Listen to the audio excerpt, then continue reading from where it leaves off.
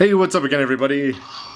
It's Robert184, 2Rs2Bs, GundamReviews.net, and it's a little bit late, but it's time to take a look at episode 45 of Gundam Age. We're nearing the end of the series, which means the action is picking up and becoming a little bit of fast and furious, and we're getting some more questions about the past filled in, so let's get right to it, with the caveat being that this is the kind of show where reading the manga is certainly going to help.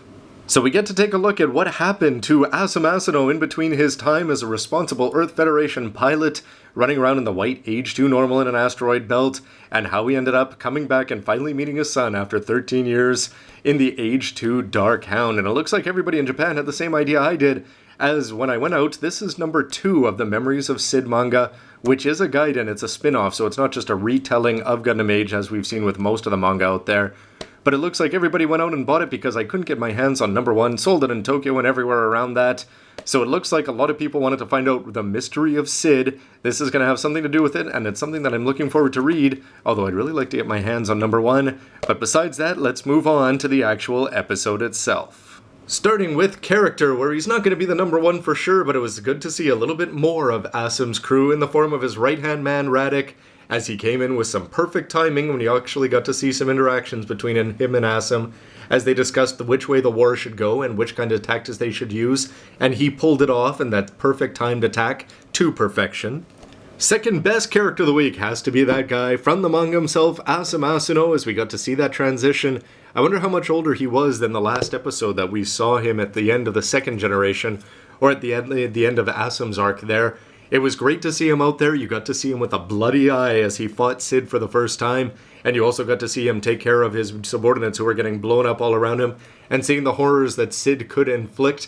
And at the end, his battles with Zeheart both working together and then battling against each other. We got to see some great character, not enough character development, but nonetheless filling in some of the blanks in a very interesting way that, again, just makes you want to go out and buy 002, 003, and beyond if they're going to do that. But you'd think it would go to Asem in a week like this, but nonetheless, we got to see a little bit more of Zeheart and something along of a more villainous bent, which is certainly an interesting take in the end when he had a chance to wipe out Asem once and for all, even though how long ago did he say that he was going to wipe him out the next time he stood in front of him? Nonetheless, even when he had the chance again, he didn't take him up. Nonetheless, we got to see him maskless with some mittens and a very interesting normal suit there. But the thing that I liked about him was his villainous smirk, and he's looking a lot more like later Char around Char's counterattack.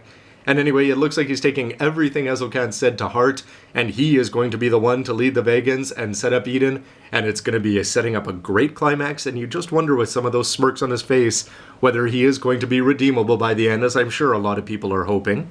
For Mobile Suit of the Week, well, how about the way that Asem was able to use the Age 2 Dark Hound both against Sid and against Zeheart, and then working with Zeheart, of course. The way that he used the hooks on the sides there and he sent them off, it was great. You can see that even without the X-Rounder abilities, this Dark Hound is a force to be reckoned with, and that green eye was looking great. And nonetheless, it just makes me even more excited to see the Master Grade, which is going to be coming out, as was revealed, the actual video, and you can go check that out at Karahabi. But with the Dark Hound and Asem having such a strong showing, how could the Dark Hound only be the third best? Well, that meant there had to be 2 even more interesting, and I'm going to have the Kasi Gundam here play the giant mobile armor Sid, which certainly was very impressive out there. A great mix of a mono-eyed bad guy with some scary wings sticking out there, and some great lasers when you combine an actual working cloaking device that nobody could pick up even with their X-Rounder abilities. He certainly seemed like a threat, and especially at the end of the episode, you know that he's only going to get bigger and badder, at least in the silhouette form as we've seen in the opening. So who can top Sid and the Dark Hound? Well, I'm going to give it to the winner of the fight there, as we got to see Asem set up the kill at the end, and we got to see just Zeheart go nuts, and his X-Rounder abilities were bringing out the most important thing, dumping the old Vegan eyes, and bringing out the classic green dual eyes of a Gundam there. And especially when he opens up his shield and sends out those little yellow bits that are off doing their thing. When he put the sphere up, everything about this guy was very, very cool. The Legolas is looking more and more impressive. It's much better in this young commander's hands than it was in the old man's hands. You just gotta wonder if Zeheart's gonna stick with this, but it's certainly gonna lead to a classic thing, or a classic climax in terms of Mobile Suit, especially if this ends up being fighting against the main hero. Whether it's gonna be Kyo or Asem in the final duel remains to be seen, but this is the kind of thing that's screaming out for the high grade, as seen at Karahabi, and you gotta hope that there's gonna be a master grade, and we're not gonna be waiting as long as Turn X. As for scene of the week, how about Super Pirate Pilot Asemu using his grappling hooks to great effect? Sure, you can cloak, but when you've got a physical wire there, all of a sudden that's going to be all Zehardt needs to go in, and you have to wonder if Asem didn't have it planned all along that he would be the one to defeat it, so that Asem could go off and get the XDB. And I think there couldn't be anybody out there who doesn't enjoy seeing some of those missing pieces filled in. I'm sure the manga's going to do a great job of it, but I'm glad that they didn't go all Estrayish and just Kira all of a sudden he's back and he's alive and nobody knows why. They did explain very briefly what happened to Asem as we got to see him lose his eye as he was losing subordinates, fighting Sid before being picked up by a mysterious Goldie Roger type character and obviously nursed back to health. And it was very cool to see him without with only the chest and the head section surviving of the Age 2, which means that those limbs have to be replaced by something cooler, and I think that we're all better off having that piece filled in. The episode's ending was also something that's not surprising at all, but still something that they have to set up. Even though the pirate ship thought that they blew up Sid and the XDB, well, it looks like a little baby piece of both of them survived, and it seems to be enough for it to grow and become a massive monster that I'm sure is going to be using a lot better technology and is going to pose a threat to everyone. It's just a question of whether they're going to have to team up to stop it. But the scene of the week for me, forget about the characters and all them filled in history now, the best thing for me was seeing the H2 normal out there in the all white. And this is the painted version, not the actual unboxed one that's exclusive from Bandai.